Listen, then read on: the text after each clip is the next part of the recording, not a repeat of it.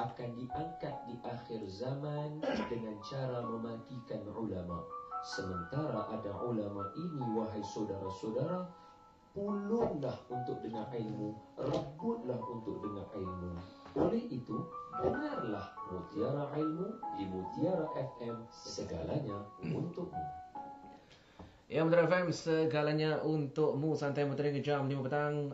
Mr. Yami Yusof teman anda ke jam 5 petang nanti. Baik, dalam Mutiara Ilmu untuk petang ini, kita bersama dengan tetamu kita, Dr. Muhammad Zaki bin Abdul Halim, penolong pengarah kanan Jabatan Mufti Negeri Pulau Pinang. Apa khabar, Doktor?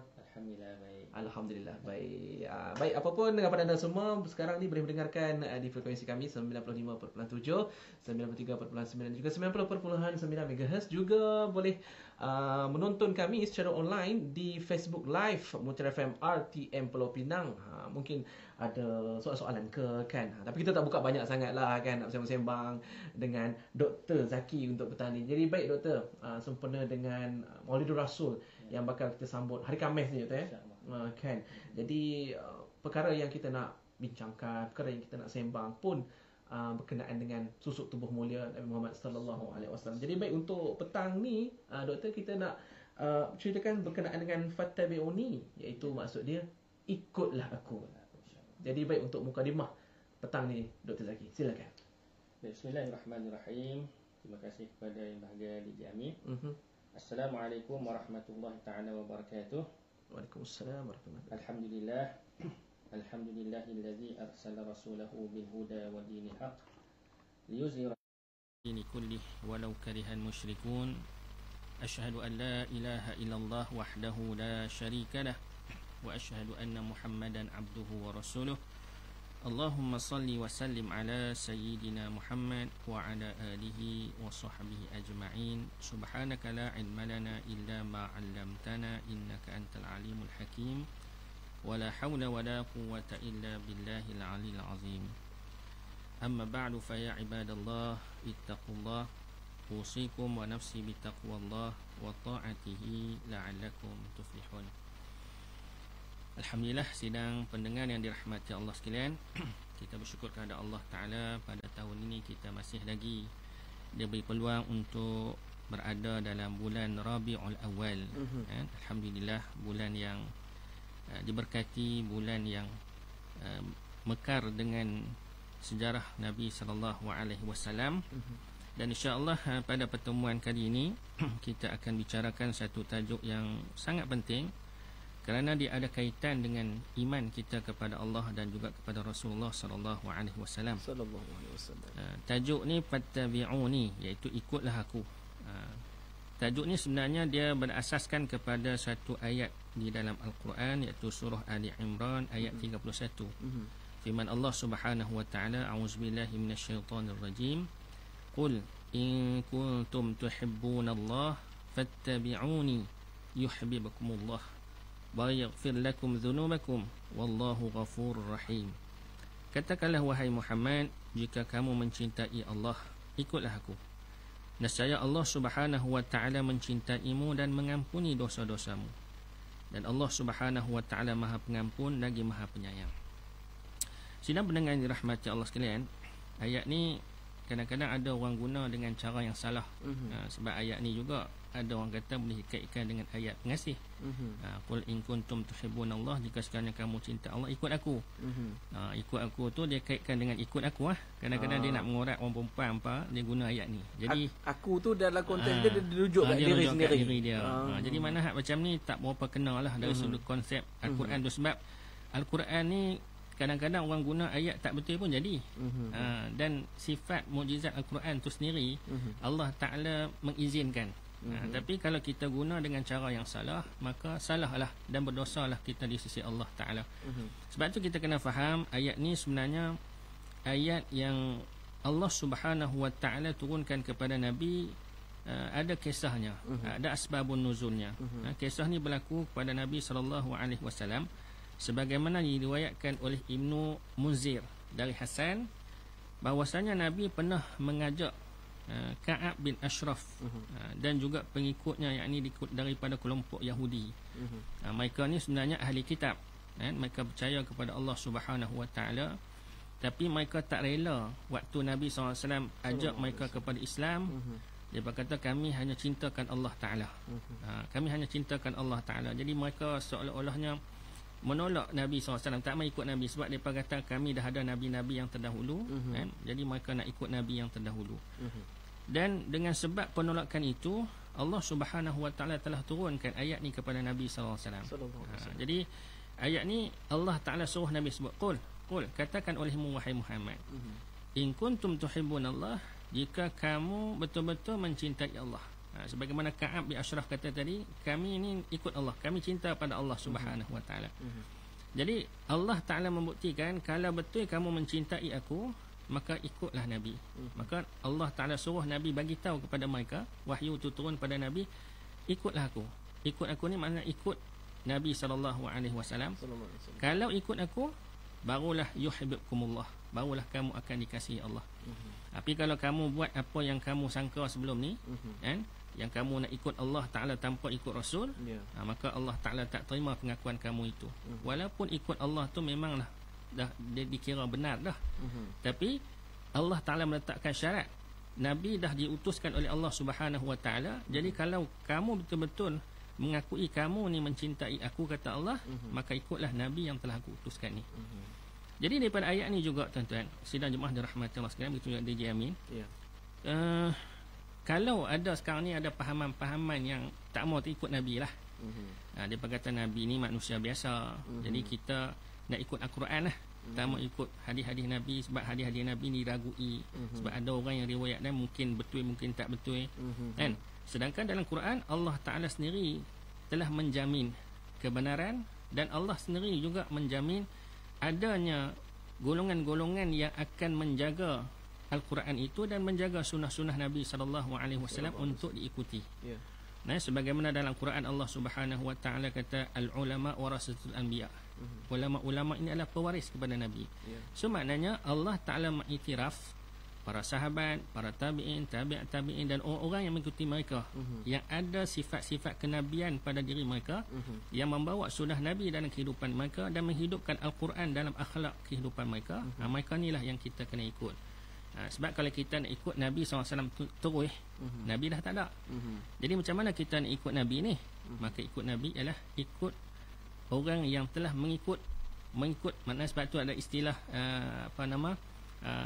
ikut sampailah kepada Rasulullah SAW tu. Jadi maknanya sempurna ilmu tu apabila sempurna amalan kita, daripada cara kita ambil daripada seorang ulama pada seorang ulama sampailah kepada diri Rasulullah SAW. Tapi sebenarnya sekarang ni zaman kita ni agak mudah untuk kita mengikut Nabi, kerana telah ditekskan Al-Quran secara mutawatirnya, secara ijma' para ulama kata itu adalah kumpulan yang memang disepakati akan kebenaran dia. Begitu juga hadis-hadis Nabi SAW, ada usaha di kalangan ulama-ulama yang menafis, duk tapis hadis-hadis ni yang sahih, yang tidak sahih, untuk kita jadikan sebagai satu asas panduan dalam kehidupan kita. Jadi bagi kita ni tak susah dah sekarang ni untuk kita ikut Nabi SAW. Cuma sekarang ni kita kena ikut aturan yang betul. Macam mana nak ikut Nabi yang dikatakan ikut ulama yang benar. Sebab ulama ni pun ada dua kategori, ulama yang benar dan satu lagi ulama usul, ulama yang jahat. Ulama yang jahat. Jadi hari ni kita tak bincang bab tu lah. Cuma kita nak ikut macam mana yang sepatutnya kita ikut Nabi SAW. Dalam pertemuan kali ini yang ringkas ni, ada 4 perkara yang saya akan cuba jelaskan kepada sidang pendengar yang dirahmati Allah sekalian. Yang pertama, kenapa kita perlu ikut Nabi. Sedangkan dalam ayat Quran Allah Ta'ala kata fattabi'uni, maknanya Allah Ta'ala suruh Nabi sebut, wahai Muhammad, sebutlah kepada umatmu, ikutlah aku ni. Baik, persoalan dia, kenapa kita perlu ikut Nabi? Okey, yang pertama, ikut Nabi ini adalah merupakan salah satu arahan, dan dia adalah tanda-tanda keimanan kita kepada Allah Ta'ala. Maknanya tak sempurna iman, melainkan kita kena mengimani Rasul SAW. Kan macam syarat kita nak masuk Islam kan, dijamin. Kita mesti mengucap 2 kalimah syahadah. Apa maksud dia? Asyhadu an la ilaha illallah wa asyhadu anna Muhammadar Rasulullah. Aku mengaku, aku bersaksi bahawasanya tiada Tuhan yang disembah melainkan Allah, wa anna Muhammadan Rasulullah, dan Nabi Muhammad itu pesuruh Allah. Bila pengakuan itu telah kita sempurna dan kita ucapkan, maka kita kena buktikan. Buktikan amalan kita itu ialah kita mengimani Rasulullah SAW dengan kita mengikut Nabi SAW. Kan? Sebab itu ada satu hadis Nabi SAW, Nabi ada sebut la yu'minu ahadukum hatta akuna ahabba ilaih min walidihi wa walidihi wan nasi ajma'in atau kama qala. Nabi kata pada hadis ni, Nabi kata tidak berimanlah seseorang kamu hinggalah aku ini, makna diri Nabi SAW lebih dia kasihi, lebih dia cintai, melebihi daripada ayahnya, dan juga anak-anaknya dan manusia seluruhnya. Maknanya Nabi meletakkan nilai iman tu, kalau seseorang tu tidak beriman kepada Nabi, melebihi segala-gala kecintaannya di atas muka bumi ini, maka tak sempurna iman seseorang itu. Nah, sebab tu iman, cinta ni adalah merupakan satu cabaran lah kepada kita. Memang fitrah Allah Ta'ala dah berikan sifat cinta tu ada dalam semua diri manusia. Jadi macam mana kita nak letak cinta yang paling utama dalam kehidupan kita. Dan bab cinta ni banyak dihuraikan oleh para ulama. Mungkin dalam pertemuan sebelum ni ada juga ustaz-ustaz yang telah menghuraikan berkenaan dengan cinta ilah Nabi. Maka dikaitkan dengan apa maksud cinta yang sebenarnya, kan. Maka cinta yang sebenarnya ini ialah kita meletakkan kepercayaan. Jadi saya ada ambil satu kata-kata Imam Ghazali rahimahullah. Apa maksud cinta tu? Dia kata cinta ini diibaratkan seperti kecenderungan watak seseorang terhadap sesuatu yang berlawanan. Maknanya dia suka kepada sesuatu. Maka ketika kecenderungan itu semakin kokoh dan kuat, maka itulah yang dinamakan rindu. Maknanya bila ada cinta, dia ada rindu lah. Itu kalau kata orang muda duk cinta ni adalah, dia tahulah. Maknanya fitrah ni kita semua tahu.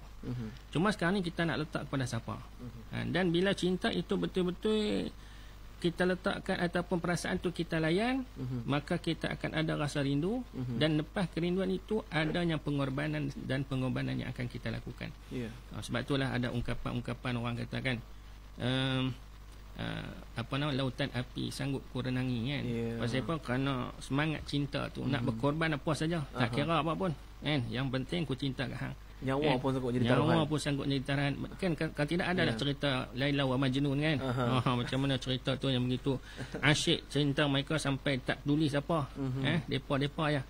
Jadi cinta itu hanya bersifat nafsu. Dan Allah sebenarnya nak menguji kita supaya kita meletakkan cinta itu kena pada tempat dia. Tempat yang paling utama. Sebab tu Nabi mencabar kita. Nabi kata, kamu kalau kata mengaku beriman, kalau sekiranya dalam hati kamu ni masih ada lagi kecintaan yang lain selain daripada aku, maka kamu belum lagi beriman kepada Allah Ta'ala dan belum lagi beriman kepada pensyahadatan kamu tu Muhammad Rasulullah SAW tu. Sebab tu pernah satu ketika Sayyidina Umar Al-Khattab radhiyallahu anhu pernah mereka bersaing lah. Maknanya bahasa kita ni kata duk jalan sekali dengan Nabi SAW. Nabi tanya kepada Sayyidina Umar, Nabi kata, siapa yang kamu cintai wahai Umar? Umar kata, aku mencintai diriku, dan juga aku mencintaimu. Dan aku cinta kamu pun aku cinta, diriku pun cinta. Nabi kata, tak sempurna lagi iman kamu ya Umar. Jadi Umar kata, macam mana ya Rasulullah cinta yang sebenar, iman yang sebenar? Maka Nabi kata, iman yang sebenar kalau sekiranya kamu masih ada lagi selain daripada cintakan Allah dan cintakan kepada Rasul, maka kamu belum lagi benar-benar mencintai aku. Jadi selepas daripada kalau begitu, kata Umar, aku mencintaimu sepenuh hidupku. Baru kemudian Nabi kata, beginilah barulah dikatakan beriman kepada aku. Beriman kepada Allah dan beriman kepada aku, barulah sempurna iman kamu. Itu erti cinta. Maknanya kita kena ikut Nabi ni atas dasar membuktikan keimanan kita kepada Allah Subhanahu wa taala. Baik, yang kedua, kenapa juga kita perlu ikut Nabi SAW? Fattabi'uni. Kerana Allah Subhanahu wa taala juga menyebut ikut lawannya tak ikut lah. Dan Allah Taala tak bagi ikut. Ada yang Allah Taala suruh ikut, ada yang Allah Taala tak bagi ikut. Dalam surah Al-Baqarah ayat 208, Allah Subhanahu wa taala ada berfirman, a'udzubillahi minasyaitonirrajim, ya ayyuhalladzina amanu dkhulu fis silmi kaffah wala tattabi'u khutuwatis syaitan innahu lakum aduwwum mubin. Wahai orang-orang yang beriman, masuklah kamu ke dalam Islam. Masuk Islam tu sempurna. Kafah mana keseluruhannya. Bukan juzuk-juzuk. Bukan Islam ni hanya pada sembahyang, puasa, zakat saja. Bab lain kita tak masuk. Maknanya Allah Ta'ala suruh kita masuk. Maknanya dalam Islam ni, amalkan Islam keseluruhannya. Dalam keseluruhan sistem hidup. Sebab tu ungkapan dia kata the way of life itu adalah satu ungkapan yang tepat. Maknanya Islam tu adalah satu cara hidup. Dan sebab itu Nabi datang ni pun Nabi bawa kehidupan. Nabi bawa sunnah tu adalah kehidupan Nabi SAW yang kita kena ikut. Jadi Allah Ta'ala kata, wahai orang mukmin, masuk Islam secara keseluruhannya. Dan Allah Ta'ala pesan, wala tattabi'u khutuwati syaitan, dan janganlah kamu ikut khutuwati syaitan, maknanya garis-garis syaitan. Maknanya jalan-jalan yang telah ditentukan oleh syaitan, maksiat macam-macam, simpang siur maksiat yang mengasyikkan kita, yang syaitan sengaja menghiasinya. Dan Allah Ta'ala kata, innahu lakum aduwwum mubin, sesungguhnya syaitan bagi kamu itu adalah musuh yang paling nyata. Allah Ta'ala suruh ikut Nabi, jangan ikut syaitan. So maknanya sekarang ni kita nak pilih siapa? Nak mencintai siapa? Pilih Nabi. Ikutlah Nabi. So maknanya dia ada syarat nak ikut Nabi ni. Jadi kita faham kenapa kita perlu ikut Nabi, kerana Allah Ta'ala melarang kita ikut syaitan dan juga perkara yang boleh membawa kepada kebinasaan. Tetapi Allah Ta'ala suruh kita ikut Nabi SAW yang membawa kepada kebaikan. Okey, itu yang kedua. Kenapa perlu ikut Nabi? Yang ketiga, kenapa juga kita ikut Nabi? Maknanya secara logik kita boleh terima. Manusia ni perlu kepada panduan hidup. Manusia kita ni perlu kepada panduan hidup. Kita boleh umpamakanlah kehidupan kita ni sebuah kapal yang berlayar di lautan. Kapal tu kalau dia berlayar di atas lautan, dia tak ada arah tujuan. Ke mana dia nak pergi? Berlegak. Lalah mati tengah laut tu ya. Jadi maknanya kapal yang di atas lautan pun dia mesti ada tujuan dia nak pergi ke mana. Begitu juga kehidupan kita. Kalau sekiranya kita hidup tanpa arah tujuan, maka sia-sialah kehidupan kita. Dan akhirnya kita akan jadi boring dengan hidup kita. Boring, kita nak buat ni tak tahu nak buat apa. Ataupun kita hanya memenuhi keperluan nafsu kita ya. Sampai satu peringkat semua keperluan nafsu kita telah terpenuh, maka kita akan rasa apa lagi aku nak buat ni. Takkan hidup aku makan tidur saja.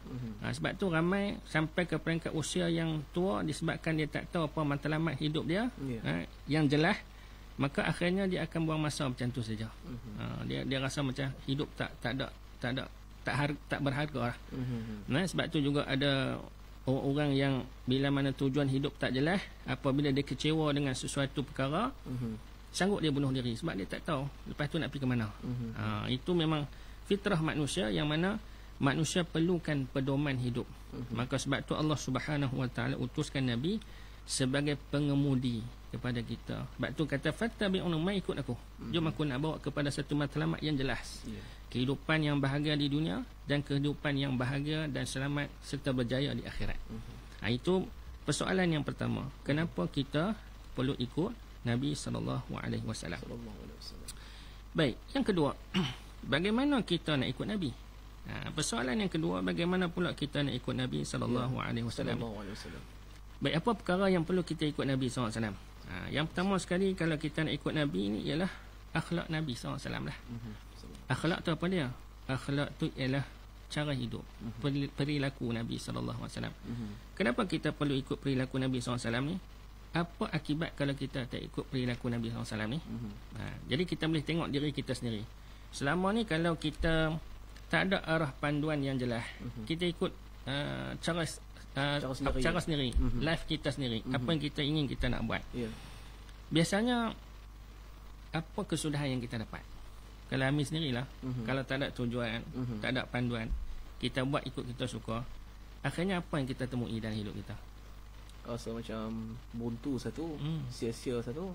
Satu lagi rasa macam tak peroleh apa-apa lah, sia-sia lah orang kata. Walaupun kita kerja teruk dapat duit, semua boleh dapat dah, tapi tak ada apa. Macam kita cerita kapal tadi lah, kan? Mana tak tahu nak pergi hala tuju ke mana. Jadi Allah Ta'ala utuskan Nabi SAW ni dengan cara hidup yang jelas. Sebab tu kalau kita mengkaji kehidupan Nabi sallallahu alaihi wasallam, kalau nak dapat komplit cara hidup Nabi ini, kita bacalah kitab Syama'il Muhammadiyah, hadis-hadis yang dikumpulkan oleh Imam At-Tirmizi rahimahullah. Cukup lengkap daripada awal macam mana kita nak kenal batang tubuh Nabi sallallahu alaihi wasallam, hinggalah kepada akhlak Nabi, hinggalah macam mana Nabi berkawan dengan para sahabat, hinggalah macam mana Nabi ibadat, dan kesudahnya sampai Nabi SAW mengakhirkan hayat dia. Jadi bila kita menelaah setiap perjalanan Nabi SAW tu, perjalanan tu amat dekat sekali dengan kehidupan kita sebenarnya. Jadi bila kita tahu apa yang Nabi buat tu, semuanya ada kebaikan. Ada kebaikan dan ada benda yang boleh memanfaatkan kita, dan salah satu yang manusia cari ialah ketenangan dalam hidup. Jadi bila kita ikut sunnah-sunnah Nabi ni, semuanya membawa kebaikan. Contoh, kalau kita ambil contoh yang dekat, kita ambil lah ni mudah, kalau kita ni dia suka cerita bab makan, kan?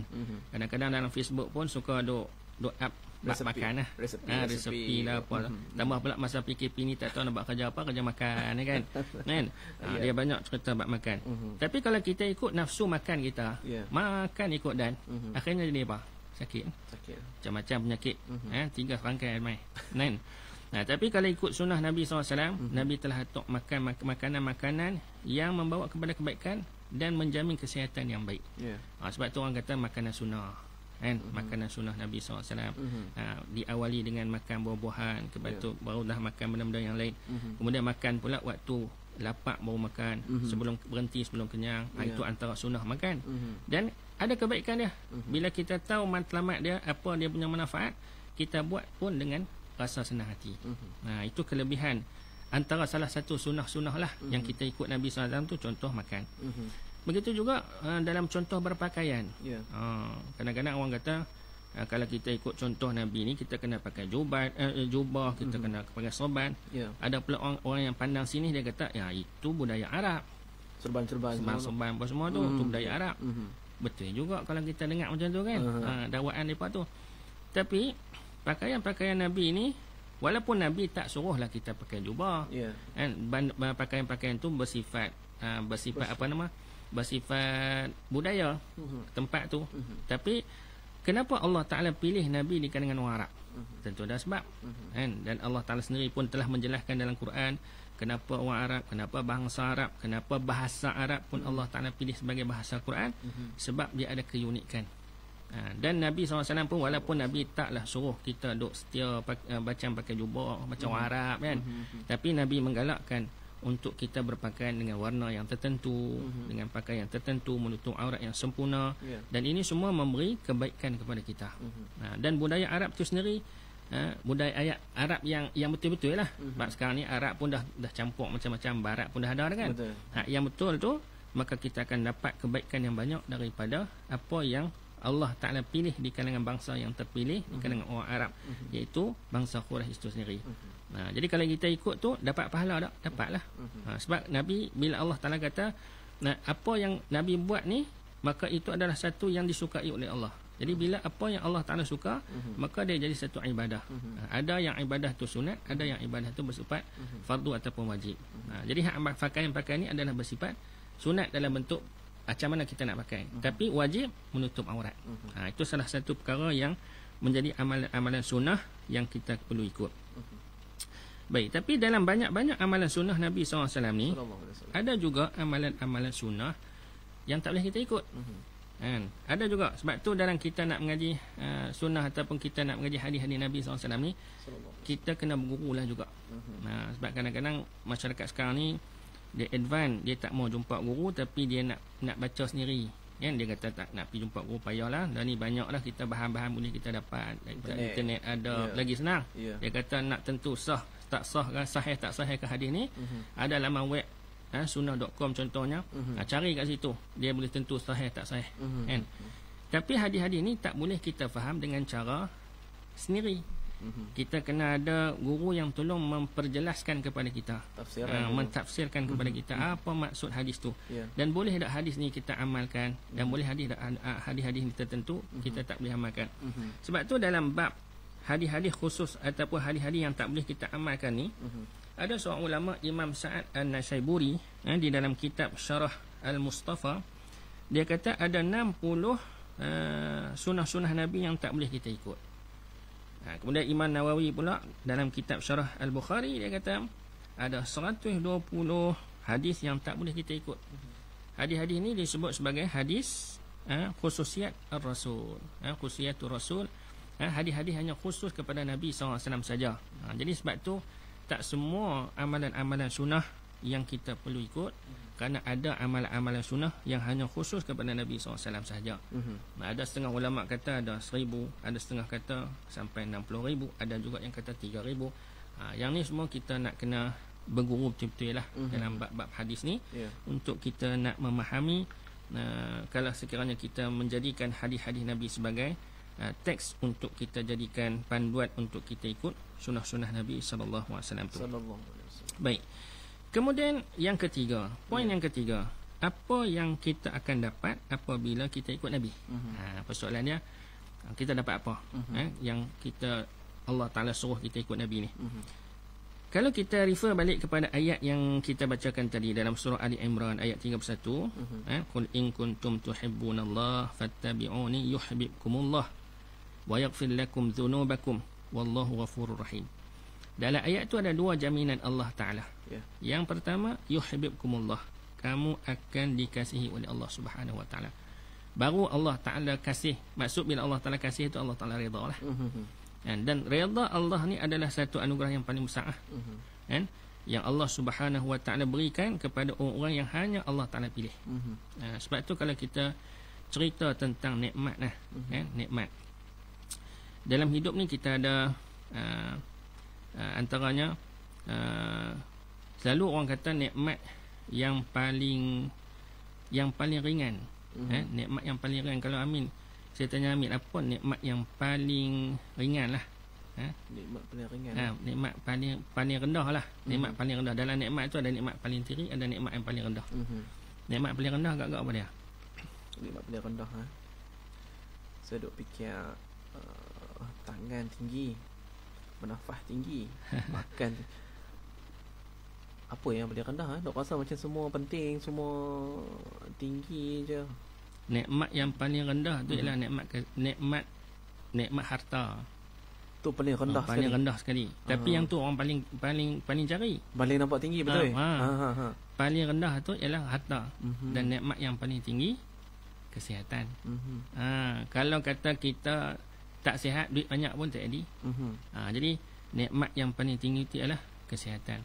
Dan nikmat yang paling sempurna ialah redha Allah Subhanahu Wa Ta'ala. Nikmat yang paling sempurna ialah keredaan Allah Subhanahu Wa Ta'ala kepada kita.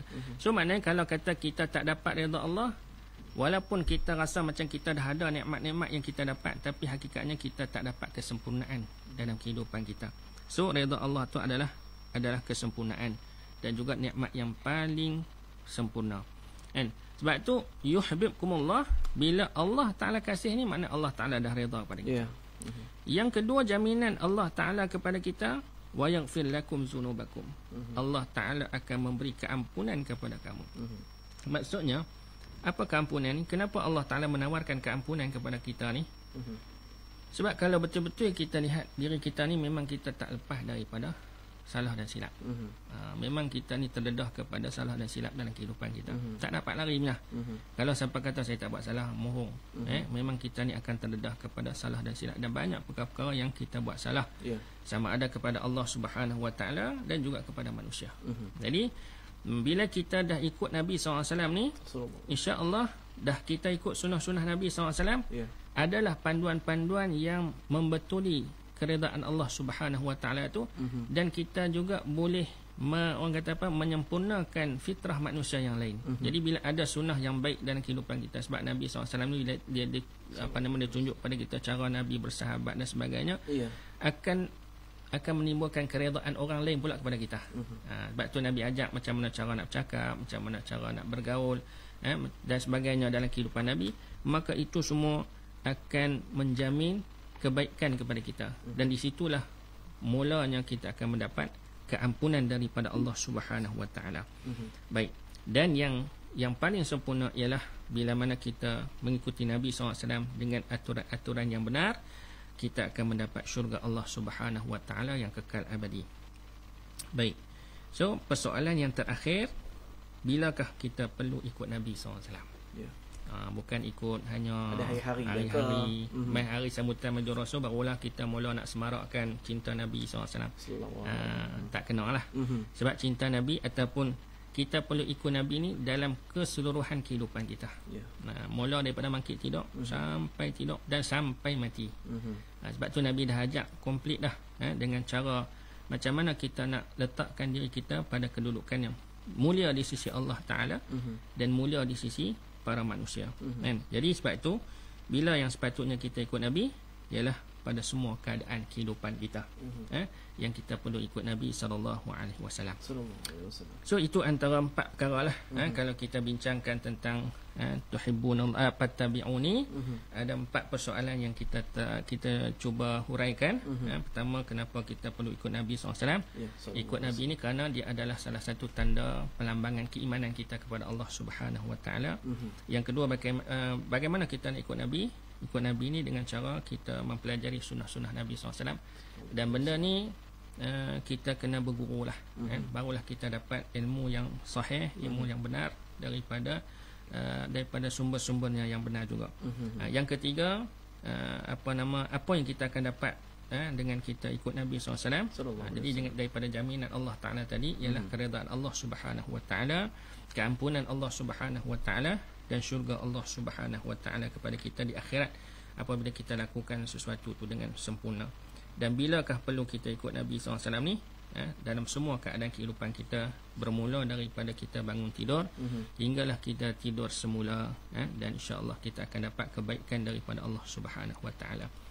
Jadi sidang pendengar yang dirahmati Allah sekalian, jadi macam mana cukup masa dekat tu. Baik. Jadi sebelum saya nak mengakhiri bicara kita pada petang ini, ada beberapa rangkap fatun yang boleh saya kongsikan dengan tuan-tuan insya-Allah. Sidang jemaah dirahmati Allah sekalian, jaring puput merata-rata, campak bilis ke dalam pukat, keringlah laut menjadi tinta, tak tertulis semuanya akhlak Nabi Muhammad. Cantik kuntum si bunga dahlia, pohon melati di tepi perigi, baginda Nabi junjungan mulia, halus berkati, indah peribadi. Jadi sidang penonton, sidang pendengar dirahmati Allah sekalian, kalau kita nak cerita tentang Nabi SAW ni memang banyak tak habis lah. Memang banyak lah, sebab dia the whole life of kehidupan Nabi tu adalah sunnah. Contoh yang terbaik. Jadi kalau kita nak cerita tu panjang. Jadi alhamdulillah, mudah-mudahan dengan tajuk yang kita pilih pada petang ni, fattabi'uni, akan memberi satu kesedaran kepada kita bahawasanya mengikut Nabi itu adalah satu keperluan. Jadi marilah sama-sama kita belajar untuk menghidupkan sunnah-sunnah Nabi SAW ketika mana orang semakin menjauhi sunnah-sunnah Nabi SAW, untuk kita hidupkan ibadah itu, dan di samping kita mengharapkan cinta Allah dan juga keredaan Allah Subhanahu wa taala. Jadi sekadar itu dulu. Terima kasih kepada DJ Amin. Aku qauli hadza wa astaghfirullah wa billahi taufiq wal hidayah. Wassalamualaikum warahmatullahi taala wabarakatuh. Waalaikumsalam warahmatullahi wabarakatuh. Baik, terima kasih sekali lagi kepada Dr. Muhammad Zaki bin Abdul Halim, penolong pengarah kanan Jabatan Mufti Negeri Pulau Pinang, yang mana untuk topik hari ini kita bincangkan berkenaan fattabi'uni, iaitu ikutlah aku. Tidak banyak pun janji, insya-Allah dapat kita ambil sedikit ibrah yang dikongsikan petang ini. Assalamualaikum warahmatullahi wabarakatuh. Ikuti rancangan Mutiara Ilmu setiap hari Isnin, Selasa dan Rabu pukul 3.15 petang, dan ulangannya pada hari yang sama di Mutiara FM, segalanya untukmu.